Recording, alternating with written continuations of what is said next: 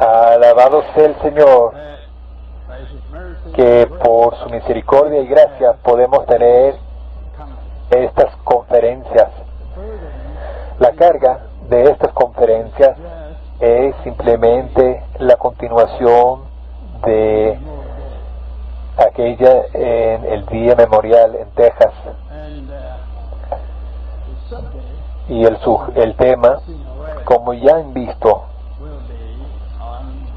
es concerniente a los vencedores.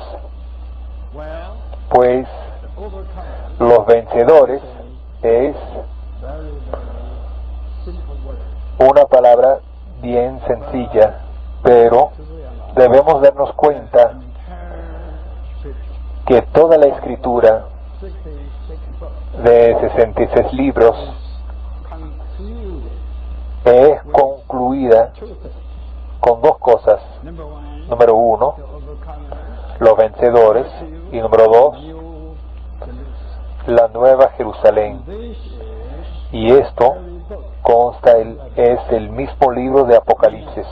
Sabemos que Apocalipsis es el último libro de la Biblia, como su conclusión, su fin, y abarca de nuevo dos cosas: los vencedores y la Nueva Jerusalén. Al comienzo del libro de Apocalipsis vemos claramente en 20 capítulos los vencedores, desde el capítulo 1 hasta el 2, 3, 4 y así hasta alcanzamos el capítulo 20. Podemos ver un relato completo de los vencedores, y la Nueva Jerusalén será simplemente el resultado, lo que procede, la consumación de los vencedores. Y la Nueva Jerusalén será manifestada en dos etapas. Primeramente, en el milenio, el reino de 1000 años. Esto es el precursor de la Nueva Jerusalén. La Nueva Jerusalén no por completo, que será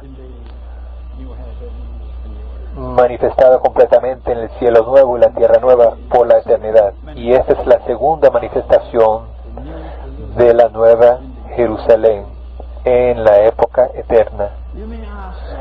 Puede que me pregunten, ¿cuál es la Nueva Jerusalén? Pues, si leen Apocalipsis cabalmente y bajo la luz celestial, pueden ver que la Nueva Jerusalén es simplemente la totalidad de los vencedores.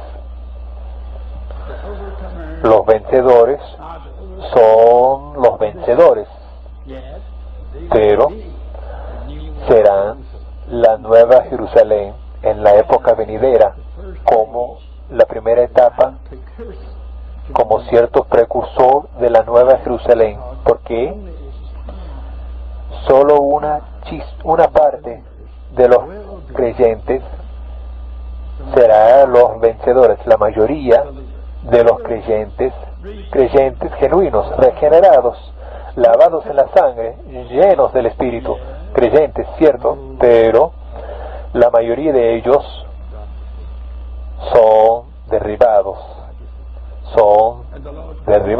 y el regreso del Señor solo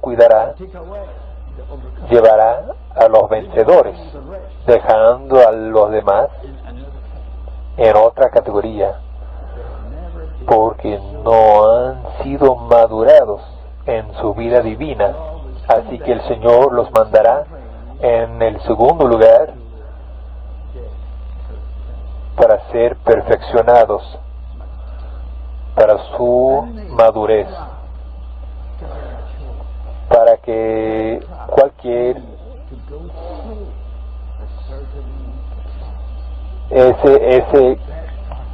ese producto tiene que pasar por cierto proceso, y ese proceso no será tan placentero, mas también será cierto sufrimiento por 1000 años. Alabado sea el Señor. Puede que no sea placentero ese proceso, pero esto cumplirá la economía eterna de Dios. Todos estos queridos serán hechos maduros y perfeccionados. Así que después de los 1000 años, cuando el Señor acabará con este mundo y los cielos, todo el universo, a través del juicio del trono blanco, el cielo nuevo y la tierra nueva vendrá. Y la nueva Jerusalén, en aquel entonces, será bien engrandecida, no simplemente un precursor, sino una nueva Jerusalén por completo, que abarca a todos los creyentes. En aquel entonces, todos los creyentes, que incluye a todos, serán un vencedor, pero estos postreros serán vencedores más tarde, y los vencedores en esta época serán los vencedores tempranos, primeros, serán recompensados. ¿Y qué clase de recompensa recibirán? Déjenme decirles, ellos simplemente recibirán lo que son para hacer su recompensa. El Señor les ha de recompensar por lo que son, disfrutan su victoria. Pero los derribados no están preparados, no tienen nada que disfrutar como recompensa. Así que el Señor les dirá, váyanse a prepararse, ser madurados, perfeccionados. Algo obtendrá cierta recompensa y será la nueva Jerusalén por la eternidad. La mayoría de los creyentes disfrutarán lo que son en Cristo por la eternidad. Y hoy día podemos comprobar esto. Cuando somos victoriosos en el Señor, cada día disfrutamos nuestra victoria. ¿Cierto? Ustedes dicen, disfrutamos al Señor, cierto, pero al ser derribado, el disfrute del Señor desaparece, no sabe dónde está. Pero al ser victorioso, regresa el Señor para hacer su disfrute. Tenemos que ver lo que debemos disfrutar, y lo que debemos disfrutar en el Señor será lo que somos. Considéralo. Muchos de nosotros hemos graduado de la universidad, ¿cierto? Y en la graduación, en el momento de graduarse, ¿qué es lo que disfrutan?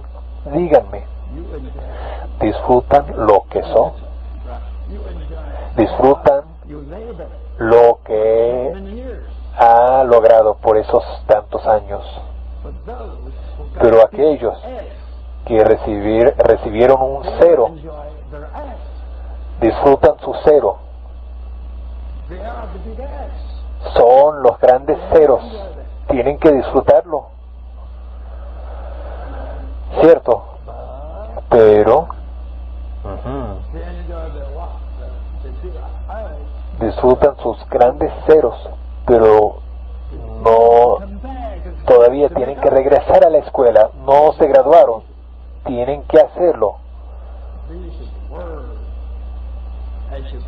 Es el sistema de educación en el mundo. Nuestro Dios es más sabio. Él tiene una gran operación en el universo. Ha seleccionado a millones de nosotros. Todos fuimos salvos por la gracia, sin duda. Y la gracia es a base de misericordia. Nuestra salvación no tiene nada que ver con lo que somos o lo que queremos. Dios nos salvó, pero después de ser salvo nos dio mucho. nos dio a sí mismo, nos dio la vida divina, nos dio el Espíritu Santo, ¿cierto? Nos dio su incorporación en Cristo como el todo inclusivo, con una revelación bíblica divina completa. Nos dio tanto. Debemos hacer un buen trabajo. Debemos vencer. Pero lo siento decir, fíjense en la situación actual, muchos no preocupan, en tanto que pueda ir a los cielos. Yo sí escuché a alguna persona, a mí no me gusta esto, no me importa esto ni aquello, solo me preocupa entrar a los cielos. Yo seré satisfecho al estar al lado de los cielos. Por la puerta, no, será usted satisfecho, pero el Señor no será, ni tampoco será usted satisfecho. No tiene nada que con ser satisfecho. Así que debemos ser un vencedor. Sí, la Biblia, digo, el libro sí tiene 66 libros, 65, ¿cierto? Dejando uno al final. ¿Saben ustedes que el último libro de la Biblia es casi un libro cerrado? Es un libro cerrado. Parece que nadie entiende lo que dice. Solo vieron los 10 candeleros y luego, ¿qué? Los 10 cuernos y las 7 cabezas y esto y aquello, las trompetas y luego los vasos y luego una ciudad misteriosa. ¿Es ciudad física? La Nueva Jerusalén, no espiritual. ¿Qué es esto? ¿Qué es esto? Y el tamaño es como la mitad, como la parte mitad de los Estados Unidos. 15,000 estadios. Yendo en un sentido, es una ciudad cuadrada, es una ciudad inmensa, edificada como con oro como la base, como los cimientos, y sobre el cual están las piedras preciosas y las perlas como puertas. Es una ciudad verdadera. Hasta los maestros más grandes dicen, no sé. Entonces, ¿quién sabe? Así que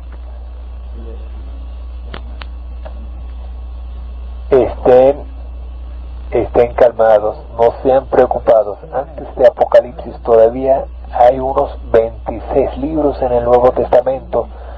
Si pueden entender a Mateo, Marcos, Lucas, Juan, los Hechos, Romanos, 1 de Corintios, 2 de Corintios, Gálatas, Efesios, Colosenses y ambas Timoteo, Tito, todo esto si pueden saber, olvídese de Apocalipsis. Y entonces el joven le preguntará, el pastor fulano, ¿debo cortar el libro? No, eso es peligroso. Si corta ese libro, perderá todas las bendiciones. Entonces, ¿cuáles bendiciones he de perder? Yo no sé, conteste el pastor, yo no sé, no te puedo decir, pero mejor no cortarlo, hay que guardarlo ahí. ¿Y para qué? No sé, tiene que guardarlo. Es la situación actual acerca de este libro. Pero, alabado sea el Señor por su misericordia, Él nos ha mostrado en una manera muy sencilla Apocalipsis. Es un libro sencillo. No fue escrito por un gran erudito, fue escrito por uno de los pescadores sobre el mar de Galilea. Juan pescador. ¿Cómo puede que un pescador escribe un libro lleno de lógica, filosofías, hasta pensamiento teológico? Él no tenía tal mente, él fue un pescador. Solo podía decir: en el comienzo era el verbo, y el verbo estaba con Dios, y el verbo era Dios. Yo estoy vivo, yo soy el camino, yo soy la vida, el camino y la verdad. Yo soy, yo soy. Y eso es lo que escribió él en el Evangelio. Y ahora escribe su último libro, que es también el último libro de los 66. Muy sencillo, 22 capítulos, yo sé, pero desde mi juventud, esto fue hace casi 70 años, fui molestado como ustedes. ¿Cómo entender este libro, Apocalipsis? No lo entiendo, pero al leerlo me doy cuenta que debe de haber algo maravilloso, algo que no puedo entender, ¿cierto? Algo que veo pero no entiendo. Debe ser algo maravilloso, así que debo saberlo, debo conocerlo, y eso es lo que hice. Pero agradezco al Señor, hermano Ni, poco a poco, por su misericordia. Apocalipsis es un libro claro como cristal, desde la primera página hasta la última. Déjenme decirles, solo tiene 22 capítulos, ¿cierto? Y los primeros 20 capítulos tienen que ver con un solo tema: los vencedores. No saben lo que quiere decir un vencedor, ¿cierto? Un vencedor, al leer el capítulo 1, el vencedor, y el capítulo 2, vencedor, el capítulo 3, vencedor. Cada capítulo es un capítulo sobre los vencedores, hasta el capítulo 20. Aquellos que fueron martirizados, ¿cierto? Ahora se levantan, quiere decir resucitados, para ser los correyes con el Rey Cristo, para entrar para disfrutar lo que son en Cristo.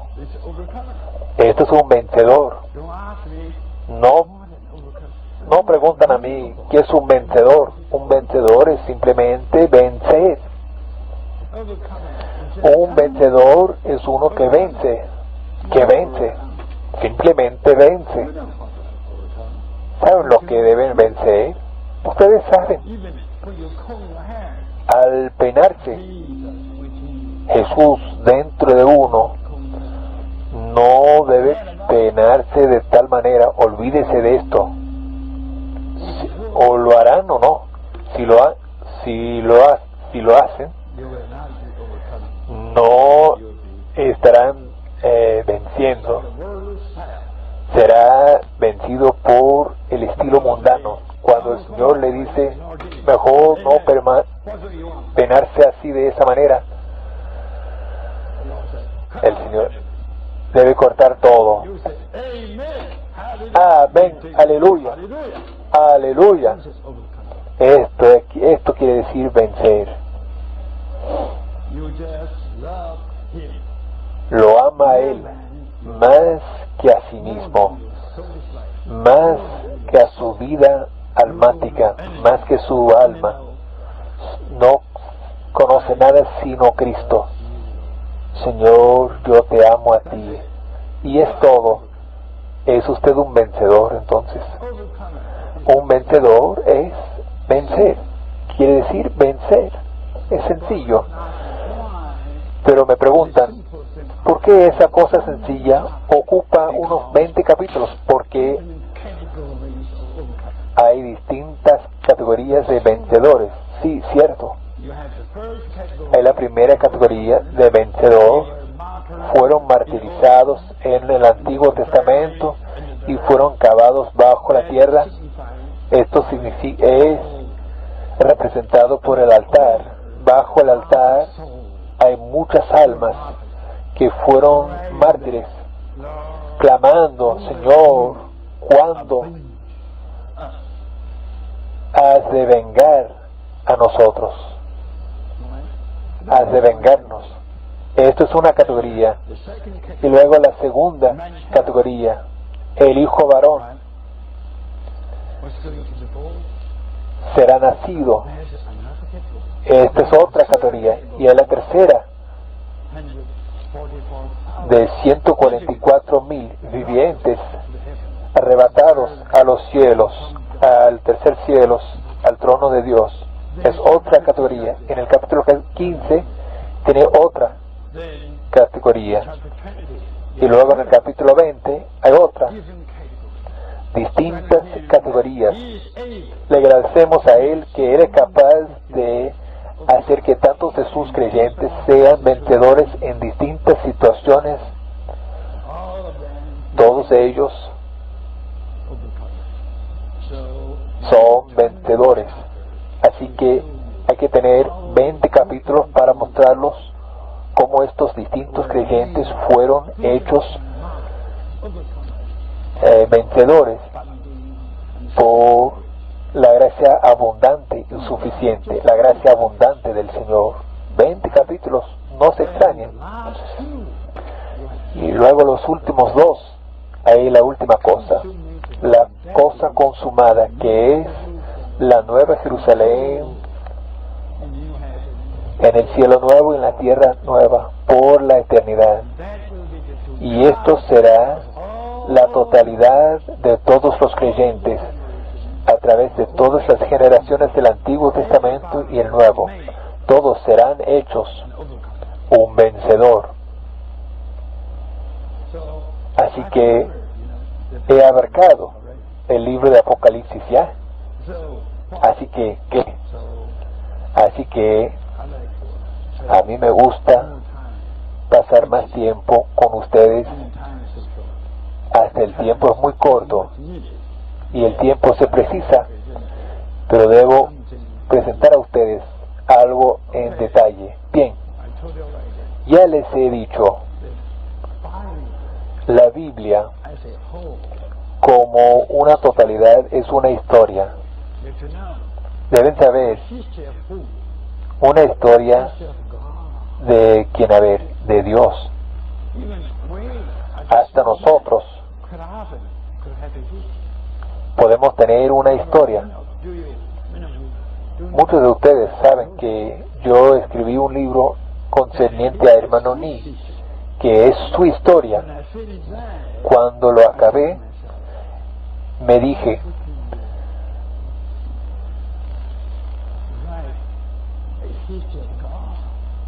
¿por qué no escribes una historia de Dios? Vaya, una historia de Dios.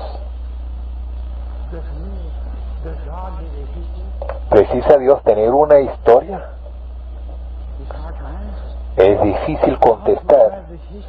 ¿Y cómo puede uno escribir? Y un día, eso fue el año pasado, muy extraño, el año pasado, el día de labor, en Berkeley, mientras hablaba sobre Cristo, dije, necesitamos una historia de Cristo, una historia de Dios. Vaya, desde aquel día vino la visión. Y finalmente, pues hombre pobre, hombre insensato, cada día tiene la historia a la mano, al alcance, y lo ha utilizado por 70 años. Vaya, la Biblia es simplemente la mejor historia de Dios. No es la historia de Dios la Biblia. ¿Y qué es lo que nos dice la Biblia? Esta noche recibí una contestación sencilla. Toda la Biblia nos dice, nos habla de la historia de Dios, primeramente con el hombre, y en segundo lugar, dentro del hombre, primeramente con, y en segundo lugar, dentro de. El Antiguo Testamento es la historia de Dios con el hombre, el Antiguo Testamento. Y el Nuevo Testamento es la historia de Dios a continuación dentro del hombre. Él fue mejorado. Estaba en el Antiguo Testamento simplemente con el hombre. No sé por qué. No pasó dentro del hombre hasta que se encarnó. Yo les digo que fue la encarnación. Esto fue la entrada de Dios al hombre. Considérenlo. Mateo, el primer capítulo, la primera hoja del Nuevo Testamento, les da un relato de cómo Dios entró al hombre. Así que desde aquel punto, desde aquel día, el hombre con Dios se hizo el mismo Dios dentro del hombre.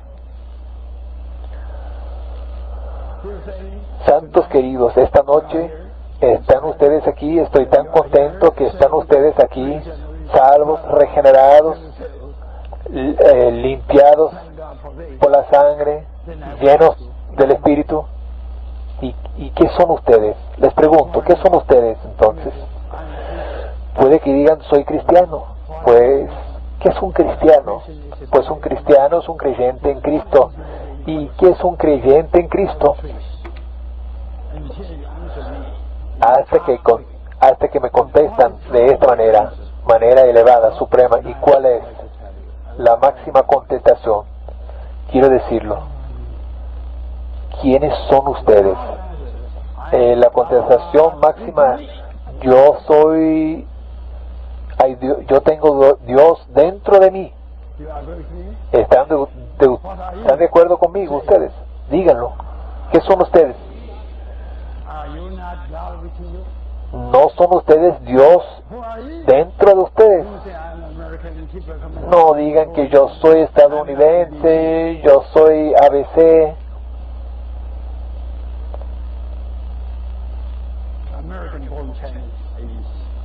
ABC quiere decir chino nacido en los Estados Unidos. Nosotros los creyentes no somos tanto. Esto no significa nada. Pero lo que somos realmente hoy en día vale por billones. ¿Qué somos? Somos Dios en nosotros. ¿Y qué es la iglesia? La iglesia es simplemente Dios en un grupo de seres humanos. Considérenlo. Puede que digan, hermano Lee, nunca hemos escuchado tal término. Y es por eso que ese término vale tanto.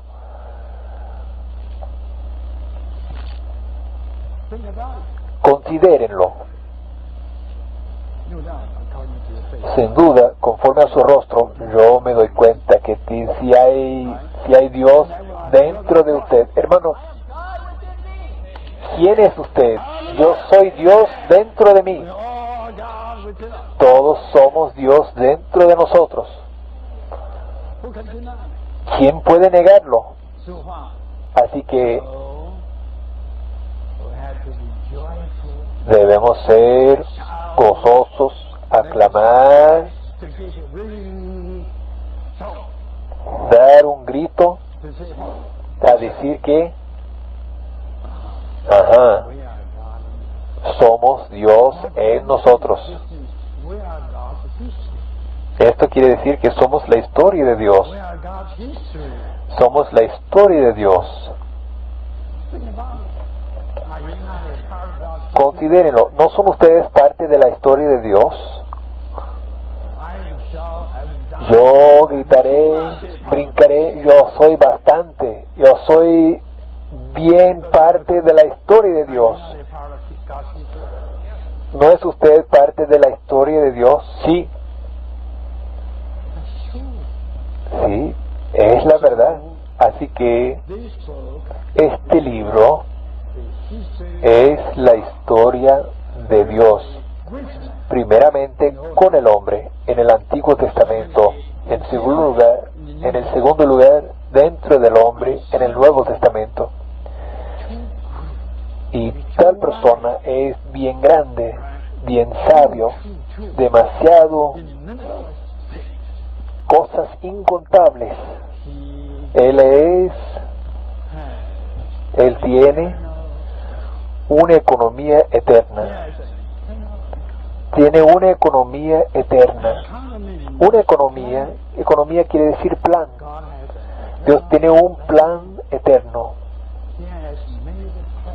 Él ha hecho un plan.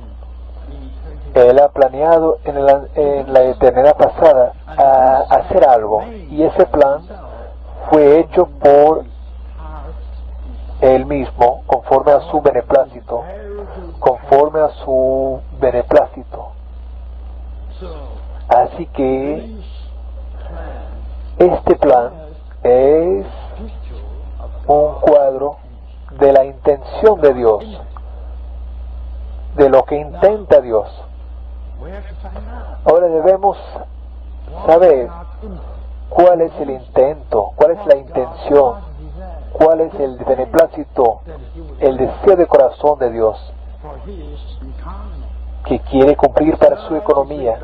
Él es un gran Dios, ciertamente tiene un deseo de corazón y debe hacer algo para cumplir lo que desea su corazón, ¿cierto? Bien, en este libro, especialmente en el libro de Efesios, nos dice claramente que Dios tiene una economía eterna. Esto es una palabra inglesa anglizada, o economía.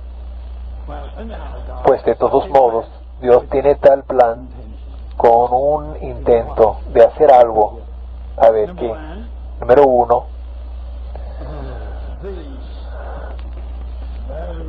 Este Dios, el gran Dios, que es muy significante, que es muy activo, que es muy bien viviente y todo activo, siempre activo. ¿Cuál es su intención?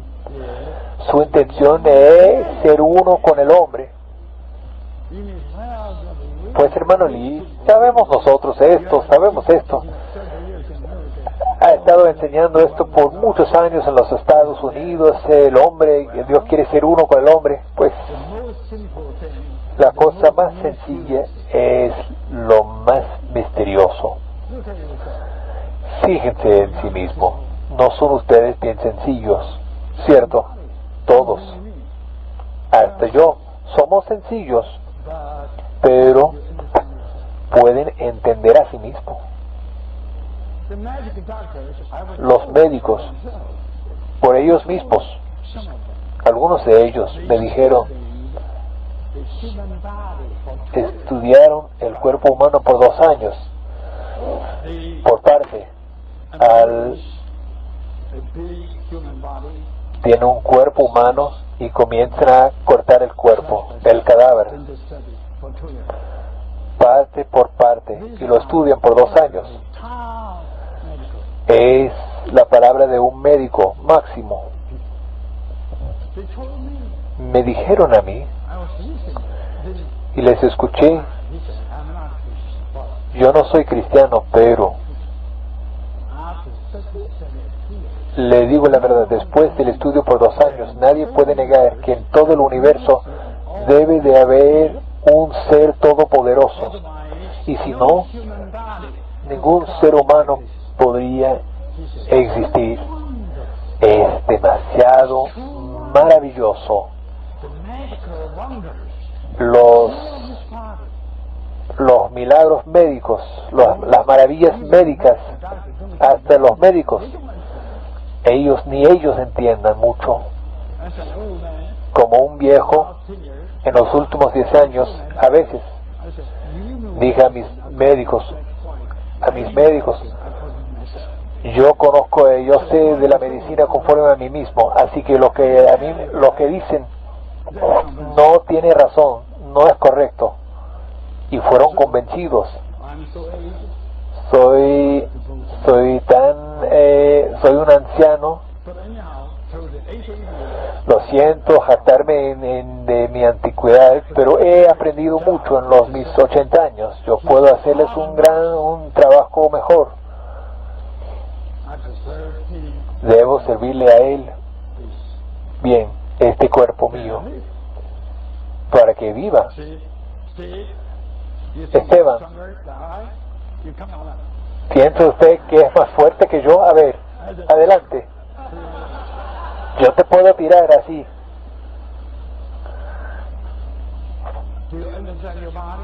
¿Entienden ustedes su cuerpo? No.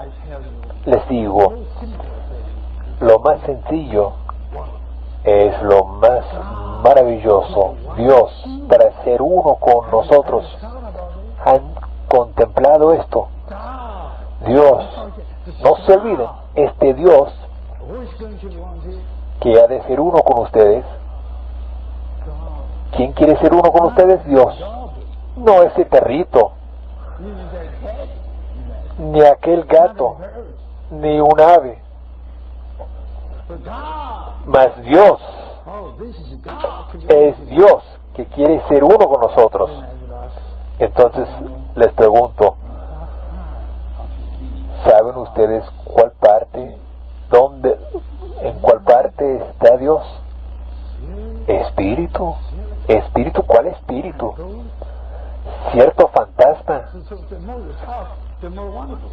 Y entre más que hable, más maravilloso es. ¿Y de qué manera?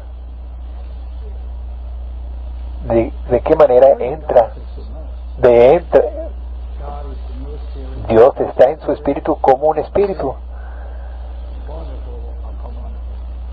Una maravilla sobre otra maravilla. ¿Entienden ustedes este lenguaje?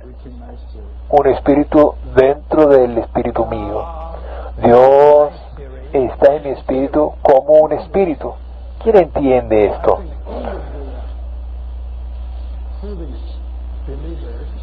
Creo que solo los creyentes en el así llamado recobro en las iglesias locales entienden esto. Este grupo, en otros grupos no entienden esto.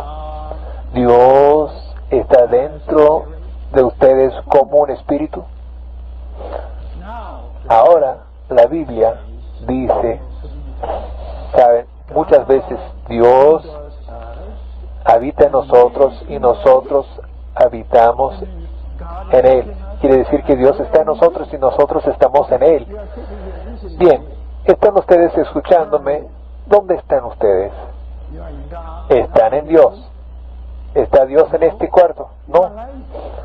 No, mientan. Sí que están ustedes en este cuarto. ¿Cómo pueden negar? Sin embargo, están en Dios. Otra maravilla. Pasen ustedes adelante. Muy bien. Adelante. He aquí Dios. Y Él entra dentro de este. No hay modo. Luego, este también entra dentro de Él. El primero entra en el segundo y el segundo entra en el primero. Y ahora los cohabitan el uno en el otro. Y es por eso que los teólogos inventaron una palabra, coinherencia. Esto quiere decir coinherencia, no solo coexistir, sino coinherencia. El uno habitando en el otro y el otro en el... Es un hecho. ¿Creen ustedes esto? Yo sí creo. Yo sí creo mucho más.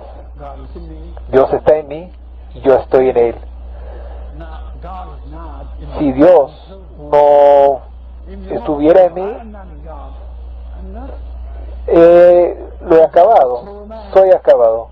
Soy un hombre pobre. No puedo seguir viviendo.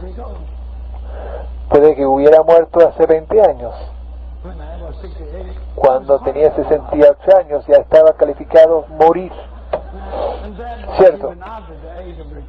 Y esto fue ya más después del año del júbilo. Y viví unos 3 años más después de los años después de tener 65 años, y sigo viviendo. Solo el Señor sabe, pero el Señor está en mí.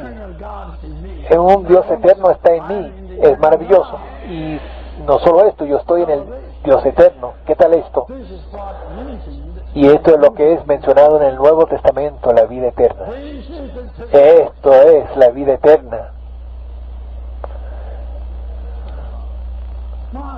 Consideren esto, maravilloso. ¿Quién puede dar explicación a esto? Vaya, Dios y el hombre co-inheren el uno al otro. Y no solo esto,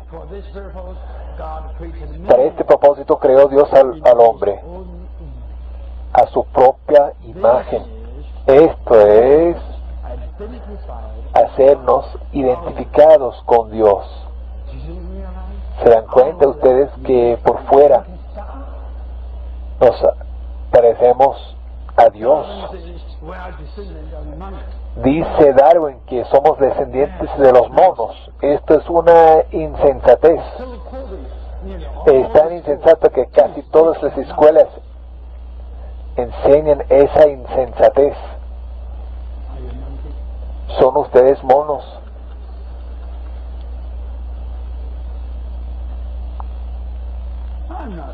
No soy yo un mono. Soy tan afortunado. No soy mono, mas hombre soy. ¿Quién puede negar? Entre millones de criaturas en la creación del hombre, nadie puede compararse con el hombre. El hombre es maravilloso. El hombre es Dios. Por lo menos, el hombre es cierto Dios. En Génesis 1, cada criatura fue edificada conforme a su índole, su género. Cada árbol fruto. Y el hombre fue creado a la imagen de Dios, porque nos aparecemos a Dios. Llevamos la imagen de Dios. ¿Para qué? Con el propósito de que podamos ser algo para contener a Dios, para que podamos ser un vaso, para ser llenado con Dios. Así que, en tercer lugar, Dios hizo al hombre en 3 partes: cuerpo, alma y espíritu, que nos capacita contener a Dios. El contenedor debe tener la forma según la identificación del contenido. Dios nos hizo un espíritu para recibirle a Él. Dios nos hizo una mente para entenderle a Él, y nos creó un corazón para amarle a Él, y nos creó un cuerpo para expresarle a Él. ¿Cierto? Yo sí tengo un organismo para recibir a Dios, un organismo para entenderle a Él, y un organismo para amarle, y un organismo para contenerle a Él, para expresarle a Él. Con esto, Él puede ser uno con nosotros y podemos no ser nosotros uno con Él. Y entonces, Él quiere tener un organismo. Él era Dios espiritual, muy abstracto, muy misterioso, pero quiere tener un organismo viviente, y este organismo viviente llamamos un organismo. Quiere Dios tener un organismo igual que nuestro cuerpo. Nuestro cuerpo es el organismo a todo nuestro ser. Supongamos que estoy yo aquí sin un cuerpo. Considérenlo. ¿Se atrevan a escucharme a mí? Si fuera yo un fantasma hablando por el aire, estarán ustedes aterrorizados. Pero qué bien que soy hombre con un cuerpo. Yo puedo extenderle la mano. ¿Ustedes no me aman a mí? ¿No quieren escucharme a mí? Dios quiere tener tal cuerpo, que es el cuerpo de Cristo, el organismo. Y entonces, ¿dice qué? Para ser la vida del hombre y su contenido, para expresarse en humanidad. A mí me gusta esto, al leer los 4 evangelios, un relato de Jesús. Les digo, ¿quién fue Jesús? Jesús fue Dios en la humanidad. Él fue un hombre verdadero, pero dentro de él vivía Dios, y a través de él fue Dios viviendo a través de él. Él fue un hombre, expresó a Dios en todos los atributos de Dios en la humanidad. Esto es maravilloso. ¿Por qué es tan amable Dios, tan bello? Simplemente porque Él es un hombre, pero Dios vive en Él. Y Dios vive en Él con todos sus atributos para expresar a Dios mismo, no de mano directa por Dios, sino a través de la humanidad. Un hombre ahí. Y hoy día es igual. Deben saber, nosotros los creyentes, los seguidores de Cristo, somos iguales a Jesús. Somos hombres viviendo a Dios.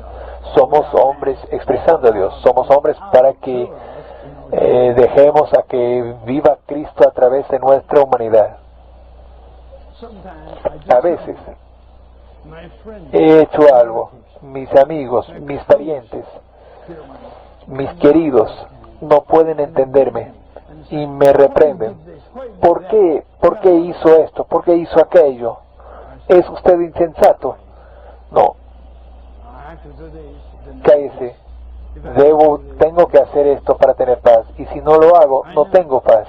Yo sé, ustedes son más listos que yo, pero yo soy un insensato de Dios. Tengo que hacer esto. A mí me gusta hacer esto de esta manera, porque vivo a Dios. No vivo conforme a mi sabiduría, ni mi estado listo. Quiero sufrir. Pues muchos cristianos así son. ¿Cierto? Piensen que somos insensatos, tan insensatos, pero no somos insensatos. Yo creo que soy mucho más sabio que todos mis parientes. Ustedes son los insensatos. Yo estoy bobo de Dios, ustedes son bobos de diablo. ¿Cuál bobo es mejor? Considérenlo. ¿A ustedes les gusta ser un bobo de Dios? ¿O un bobo de Satanás? Esto sí es insensato. Así que somos humanos, sin embargo vivimos a Dios, expresamos los atributos de Dios a través de nuestras virtudes humanas. Es maravilloso, ¿cierto? Ahora Dios quería algo más. Él creó al universo y creó al hombre. Todo esto es su antigua creación, pero su intención es no tener una vieja creación. Él intenta tener una nueva creación. ¿Y cuál es la diferencia entre la vieja y la nueva creación? En la vieja creación, a pesar de que es la creación de Dios, sin embargo, no tiene Dios dentro de ella. No hay nada de Dios en la vieja creación. La vieja creación no tiene la vida de Dios. No hay que decir, no hay que hablar del perro ni del gato. Hasta nosotros, los hombres, no tenían la vida de Dios en la vieja creación. Mas en la nueva creación, toda parte tiene Dios dentro de él como vida. Hace 70 años yo estaba en la vieja creación sin Dios en mí, mas hoy estoy tan contento. La gente a menudo me pregunta, ¿por qué es usted tan contento? Pues un pariente vino de la China continental y nos visitó el año pasado. Ella, un día, me dijo a mí, su rostro es muy fresco y su cabello tan blanco es. ¿Cómo puede ser así? Y no dije nada. Y sonreí.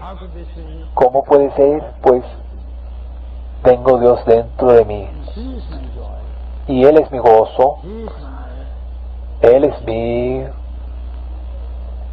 mis mejillas rojas. También Él es mi cabello gris. Y si no, hace 20 años ya hubiera sido sepultado, pero aquí estoy, con el pelo blanco y con mejillas rojas. Esto es Dios. Considérenlo. Nos dice la Biblia, hay que regocijarse todo el tiempo. No hay que hablar de los antiguos, de los ancianos, pero en cuanto a los jóvenes, entre más que si no se casan, si es maravilloso ser soltero, no hay que preocuparse por su esposa, pero después de casarse, por la mañana, por la tarde, ¿dónde está ella? No, fue robado. Así que tiene ansiedad, llama a la policía a informarlo que ha perdido una esposa, y si no compran un carro, es muy bueno. Uno de nuestros hermanos compró un coche, en el mismo día fue robado el coche. Llegó a ser una gran ansiedad si no tiene hijos. Si tienen 16 hijos, mucha ansiedad. 16 hijos son 16 caballos de ansiedad. Ansiedad. ¿Qué tal de mi primer hijo, de mi primera hija? ¿Qué tal esto? Se casó y no tienen hijo, ya 5 años en el matrimonio, y ningún médico nos puede decirnos por qué no tiene hijos. Ansiedad, ¿cierto? ¿Cómo podemos nosotros no ser ansiosos? Es imposible, ¿cierto? Ha de graduarse, comienza a tener ansiedad acerca de conseguir empleo. Hoy día, toda clase de empleo, ¿cómo puedo conseguir trabajo? Mucha ansiedad. Pero ¿qué tal nosotros? Aquellos que somos Dios en nosotros. Debemos ser ansiosos nosotros. Debemos tener ansiedades. Pues decir que no es fácil, yo sé. Por la mañana, después de las 5, y luego vienen las ansiedades, una tras otra. Si tienen 4 clases, hay 4 clases de ansiedades. Si escogen 5 clases, tienen 5 clases de ansiedades. Y luego abandonan ciertas materias. También habrá ciertas ansiedades porque tiene que hacer la materia de nuevo y no puede graduarse. Y su padre le dirá una palabra. Así que para seleccionar más materias o abandonar otras, de ir por este sentido o por el otro. Por donde quiera que esté uno hay ansiedad. A menudo la gente me dice, pues hermano Lee, cuán bueno es ser hombre. Hermana, cuán bueno es ser una hermana. Como una hembra quiere ser un varón, y como varón ciertamente quiero ser una hembra. Ciertamente quiero ser una hembra. No saben cuánta carga sobre mis llamadas, esto y aquello. No saben cuán bueno es. Yo no soy nada. Yo no soy nada, ni varón ni hembra. Y esto es lo que hizo Job. Maldijo su propio nacimiento. No se atrevió a maldecir a Dios. Mantuvo su integridad con Dios. Pero ¿por qué nací yo? ¿Cierto? ¿Y a dónde debemos irnos? A ningún lugar. En cuanto a nosotros, tenemos una habitación. Dice Moisés, Señor, tú eres nuestra morada para siempre. Dios es nuestra casa eterna, en la cual podemos habitar bien. Esto es una nueva creación. Es la intención de Dios, ¿cierto? Pero presten atención. ¿Creen que es tan fácil ser uno con Dios nosotros? Ser su organismo, ser una nueva creación. Esto es fácil decir, pero ¿qué tal ser no tan fácil? Así que Dios sí hizo una economía dificultosa. Así que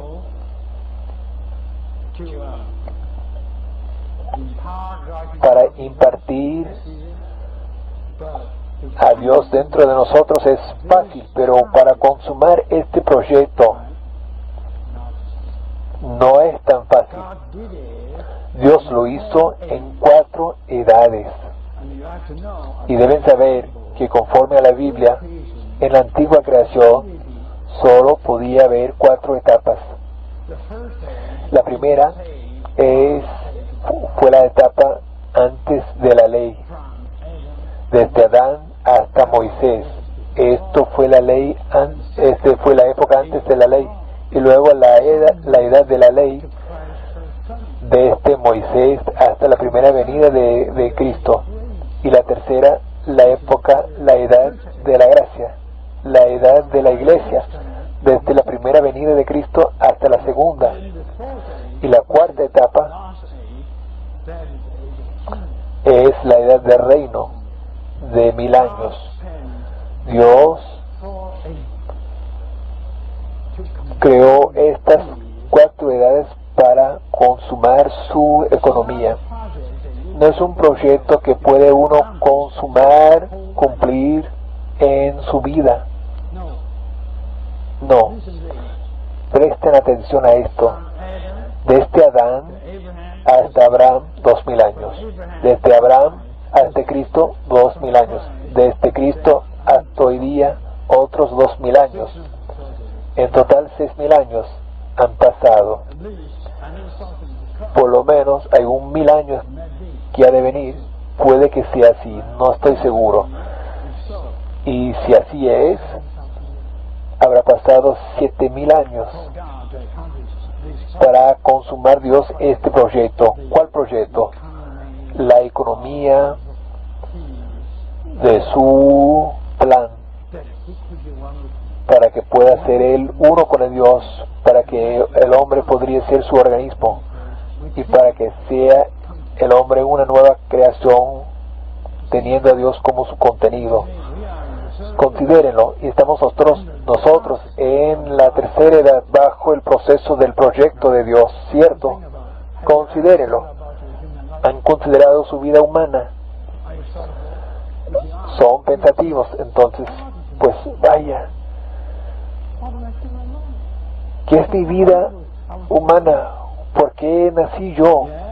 Pues sí, yo nací como estadounidense en el país supremo, ciudadano supremo, pero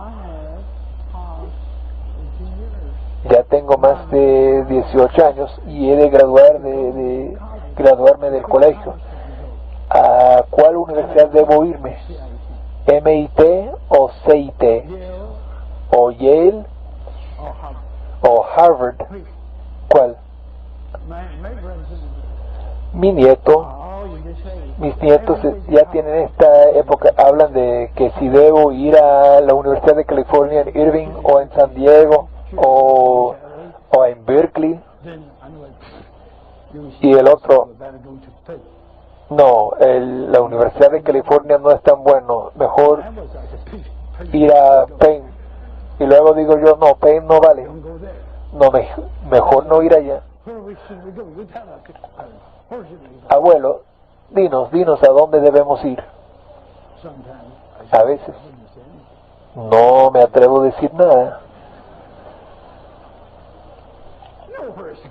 No, ningún lugar es bueno, considérenlo. Pues, ¿cuál es el significado de la vida humana? ¿Por qué estamos aquí? Creo que ya tienen unos 60 años. ¿Cuál es el significado de la vida humana? Sin duda, dice el Rey de Sabiduría, toda es vanidad, vanidad de vanidades. ¿Cierto? Pero, alabado sea el Señor, no sabemos cuál es su intento, pero estamos bajo su intento. Nos escogió antes de la fundación del mundo y nos llamó cuando nacimos. Y fuimos pescados. De hecho, ser salvos es ser pescados. Somos todos pescados por Jesús. Él nos pescó. Y nos pescó desde mi juventud. Trató de conseguirme, pero escapé. Fui más capaz que él. Pero hasta tener los 19 años, no pude vencerle a él. Pude vencer a todo, pero no a Jesús. Y así fui pescado. Quiero ser un erudito, esto y aquello. Y fui pescado. Y cuando fui pescado, también fui decepcionado, así llamado, decepcionado por él. Dije, Señor, de aquí en adelante no quiero nada, solo quiero a ti. Quiero ser un predicador. Y fui pescado así. Hombre pobre. Mi hermano querido ya tiene unos 90 años. ¿Por qué habla por este lado y grita y brinca? Es usted loco. ¿Por qué tiene que hacer esto? Y le dije, yo no sé, pero y si no tengo empleo. ¿Soy qué? Desocupado. No quiero ser desocupado. Ahora bien, ¿qué es nuestra vida? ¿Qué es nuestra vida? Él sí sabe. He dicho tanto. No sé yo, pero Él sí sabe. Él tiene un propósito. Yo estoy bajo su proyecto. Amén. ¿Cierto? Espero que finalmente pueda ser yo contado como uno de los vencedores. Esto es mi meta. He estado yo sobre este planeta. No me gusta esta tierra. Nací en China, he viajado por todo el mundo. En el año 58 viajé por unos 30 países. Eso fue hace 34 años. Y he vivido en este país más de 30 años, ya soy ciudadano, ya soy ciudadano estadounidense. ¿Qué es esto? No, nada. ¿Qué es esto? Un día, uno de mis descendientes vino, queremos conseguirle un Cadillac. No, eso me es una insulta. No quiero ni tener un coche. No tengo un coche. Desde que vine a este país por 30 años, nunca he tenido un coche. ¿Ustedes no me creen? Pues de todos modos, todavía vivo aquí, ¿cierto? Mi meta es finalmente ser un vencedor. Pues hermano Lee, ¿es usted algo? Se fue a Taiwán, hizo un gran entrenamiento cuando pasó a las islas, hizo una victoria. Probablemente ningún chino que ha venido a este país ha predicado, ha enseñado a los estadounidenses. Ha tenido tanto éxito. Y luego, pues, y luego ha mandado unos 100 a Rusia. ¿Esto qué significa? A mí no me gusta hacer esto. Solo me gusta ser un vencedor. ¿Cierto? Esto sí es significante. Es significante esto. Así que Dios tomará en estos 7,000 años para consumar su proyecto de la nueva creación de la antigua, ¿cierto? Así que Dios pasó 4 edades, ¿cierto? Ahora tenemos que ver las 4 edades, ¿cierto? Las 4 edades, de hecho, ya he abarcado esto. Creo que pueden ustedes leerlo. En la edad anterior a la ley, en la edad de la primera es antes de la ley, y luego la última es la edad del reino. Pero a través de toda la historia, en cada edad Dios sufrió una derrota. A ver, el fracaso del hombre, el fracaso de la raza de Adán en la edad anterior a la ley. Dios nos creó, ¿cierto? Quiere decir que Dios escogió a Adán con sus descendientes ser el mismo medio con el cual Dios saque la nueva creación. Y sabemos la historia del hombre es lleno de fracasos. Finalmente dice, la raza de Adán llegó a ser carne, feo, bien feo, en los tiempos del diluvio. También en los tiempos de Babel, el ser humano se hizo uno, pero no con Dios, sino con Satanás.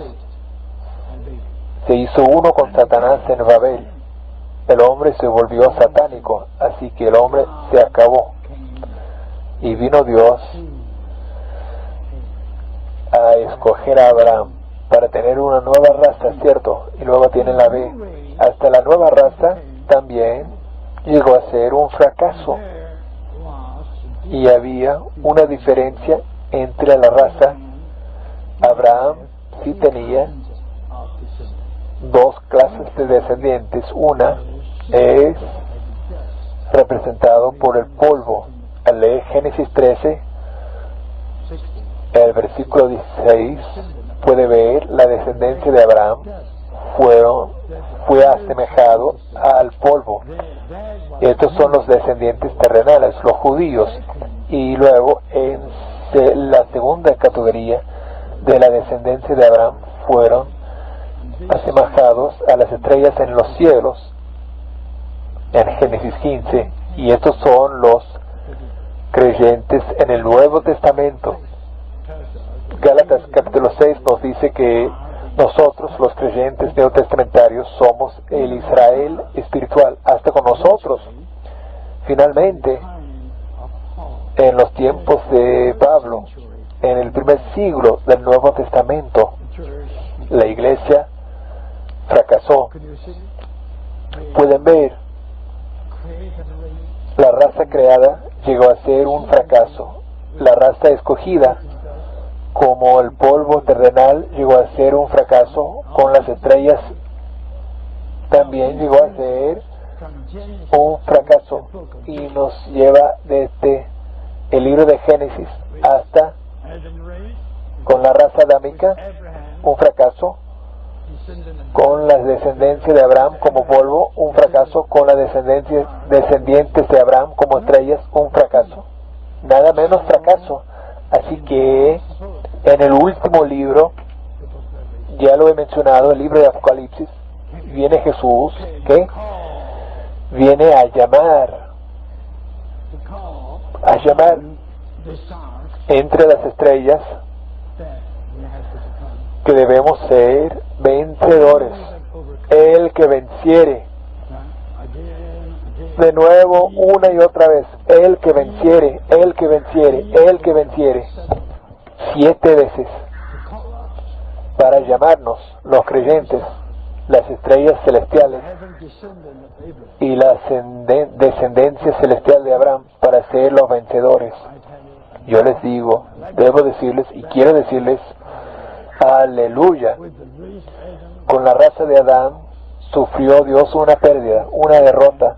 Con Abraham, el polvo, con la descendencia de polvo, sufrió un fracaso Dios. Y con los descendencias celestiales sufrió Dios una derrota. Pero aleluya, con el último grupo de personas,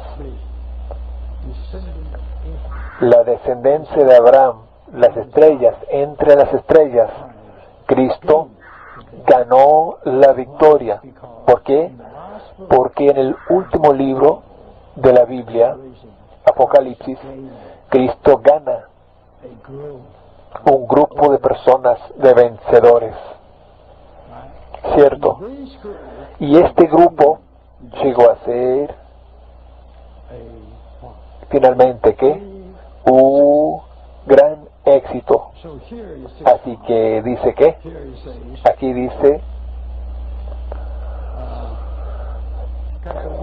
la D mayúscula bajo la letra romana número 2.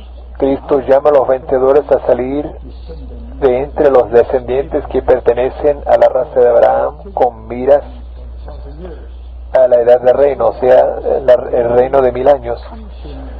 Estos vencedores consuman la economía de Dios, cumplen, consuman la economía de Dios. Hay que creer, no hay que decir. Hay tantos cristianos que, fíjense, en la iglesia está totalmente derrotada. Aparentemente sí, pero hay que creer a escondidas, aleluya, a través de los siglos. En cada siglo sí había crecimiento, vencedores. Y yo sí creo, entre nosotros, si hay vencedores. Y puedo testificar, he estado yo con algunos santos por más de 40 años.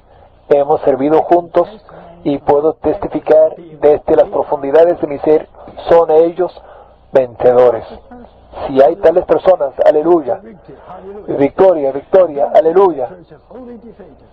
No hay que creer que la iglesia es totalmente derrotada. Aparentemente sí es, pero de hecho no lo es. Si hay un grupo de vencedores que están con Cristo para ser sus vencedores. Y entonces ¿qué?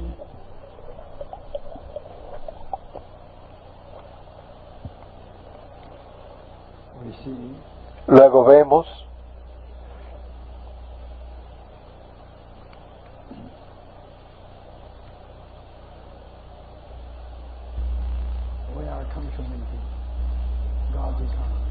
para consumar la economía de Dios y finalmente traeremos el reino de Cristo. ¿Qué quiere decir traer el reino de Dios? Déjenme decirles esto, como vencedores estamos viviendo a Dios. No vivimos a nosotros mismos, estamos viviendo a Dios. Y entonces, ¿qué? Mientras vivimos a Dios, estamos venciendo toda clase de circunstancia.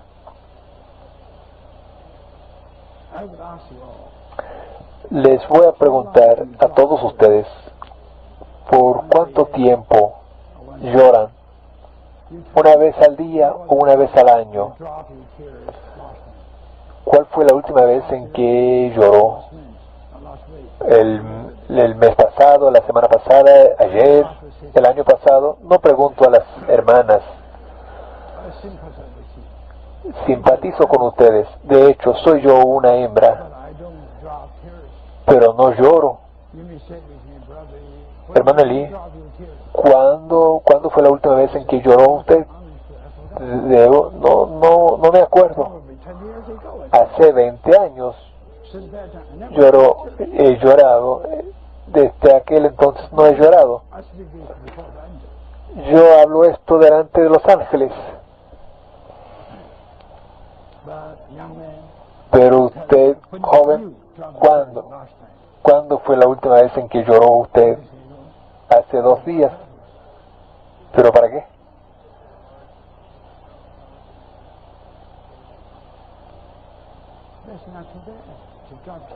De llorar por su arrepentimiento delante del Señor, eso es muy bueno. Pero no anticipo que mañana ha de llorar de nuevo.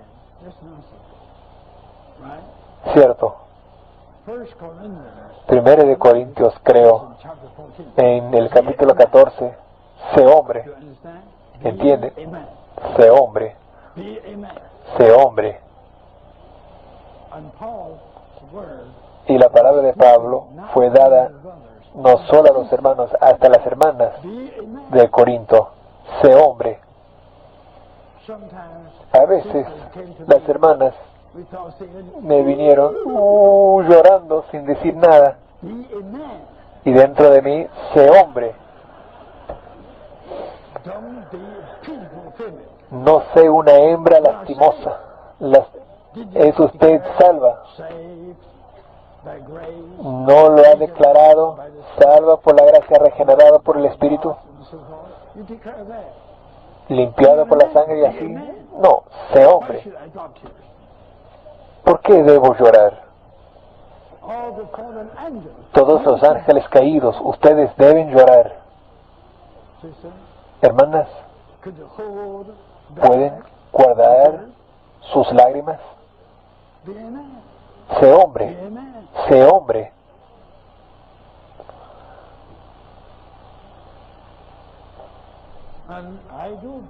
Yo sí creo que desde que he venido a los Estados Unidos por más de 30 años, conforme a mi memoria, no he llorado. Tengo algunos amigos que han estado conmigo. Aquí Jingule es uno de ellos. Ha visto que he llorado. Fui difamado. Libro tras libro salen para difamarme. Había 2 pleitos contra todos esos libros. Ustedes ya saben esto. Y en la disposición estuve yo riendo. Y mis abogados no me permitieron hablar en el primer día. Y luego hablé. Y finalmente se volvieron contentos. Dijeron a su pueblo, no, deje que hable. Entre más que hable, mejor. Así que a veces, créanme, mi contestación a una pregunta duró por más de 30 minutos. Les di un informe un informe de la Biblia, y un día el abogado me preguntó, señor Lee, ¿por qué se asemeja usted a un arca como el arca de Noé? Pues, señor Glazer, para mí, para darle explicación y para que entienda esto, tiene que pasar al capítulo anterior que está en el libro, y volteó a la página anterior, y hay que ir a otro mensaje, luego tiene que pasar a otro mensaje, y si no, no puedo darle explicación ni tampoco puede entender. Bien. Hace unos 7 mensajes y comencé a hablar. Esta es la historia de Noé. El arca en cada época hace algo, y en la última época hizo algo para edificar a través de Noé un arca para salvar su familia, y hoy día estamos en el siglo XX. ¿Cree usted, señor Glazer, que Dios no está haciendo algo? No está haciendo nada en la tierra. Entonces le voy a decir lo que está haciendo Dios en esta época. Está edificando las iglesias locales. Las iglesias locales hoy en día, en una figura, es el arca de Dios, y él entendió y fue convencido y conseguir caso. ¿Por qué tengo que llorar? Tengo mucho que decir a la gente, muchas cosas buenas, y luego regresó a su cliente.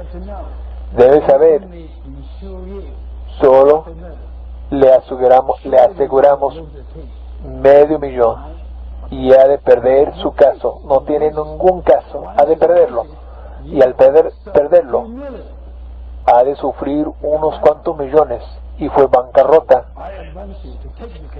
Y yo le aconsejo tomar el caso fuera del corte, y ha de ser reducido.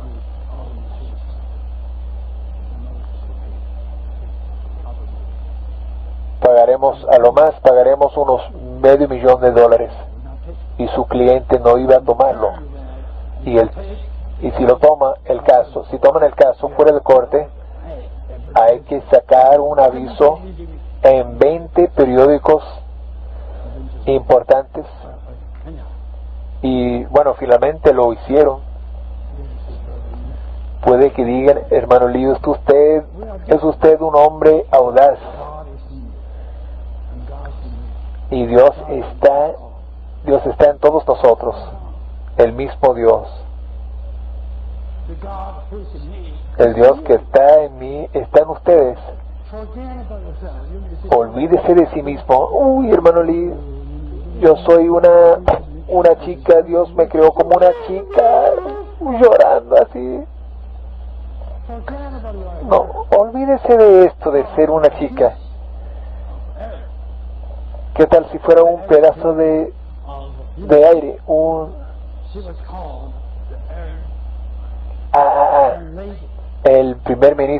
La primera ministra de Inglaterra fue llamada la doncella, la dama de hierro. ¿Y por qué no se puede llamar a las hermanas de hierro? Un corazón más duro que los hermanos.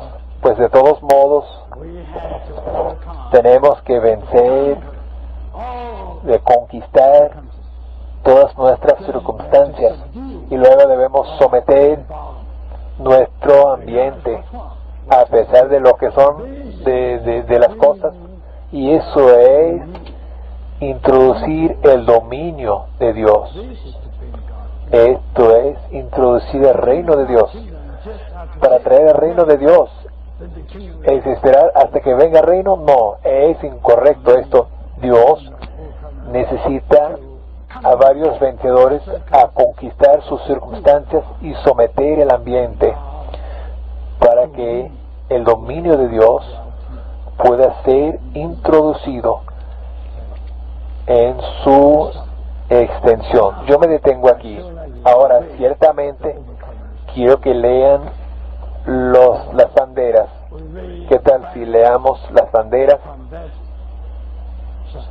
desde este lado? Y luego hacia mi derecha, y luego a mi espalda, y luego hacia la izquierda. Debe estar impreso, ¿no?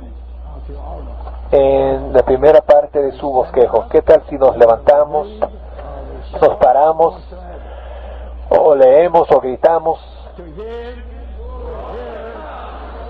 Amén.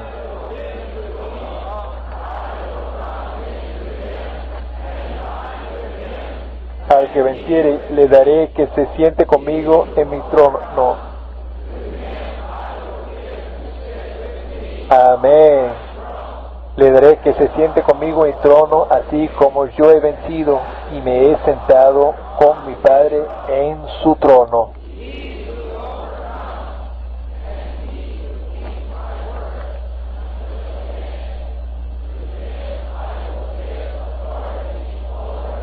Amén.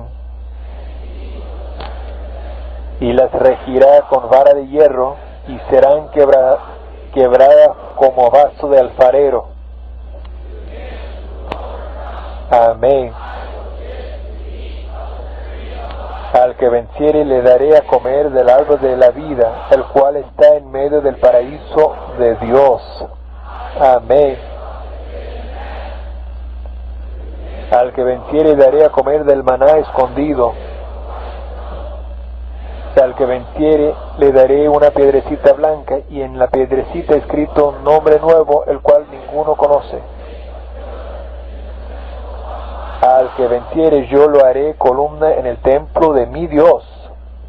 Amén. Ahora, ustedes todos saben que comenzamos la reunión una hora más tarde, a las 8, así que debemos ir hasta las 10 para la despedida. Ahora les toca a ustedes.